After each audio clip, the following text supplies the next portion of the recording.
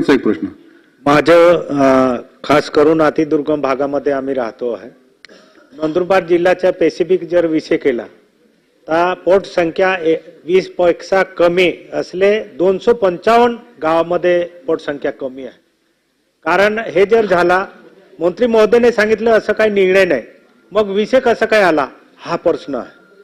विषय आला म्हणजे कुठेतरी बंद होणार आहे काय आहे तो. पण जर धडगाव अक्कलकुवाचा जर विषय केला तर आज बी तुम्हाला माहिती आहे सर्वांना तिथे रस्ते नाही आहे.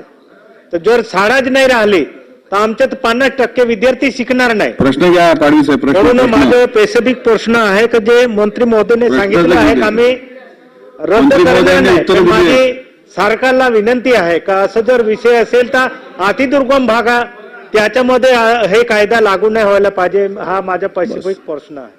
त्यांचा स्पेसिफिक प्रश्न लक्षात आला आहे, ते उत्तर देतील. मी सांगितलेलं आहे की अशा तऱ्हेचा कुठलाही निर्णय सरकारने घेतलेला नाहीये. नवीन शैक्षणिक धोरणानुसार ही माहिती जी गोळा करायला लागते ही माहिती गोळा करायला लागते. माहिती गोळा करायला लागल्यामुळे असा जर गैरसमज असा झाला असेल तर त्यांनी तो मनातून काढून टाकावा. चला.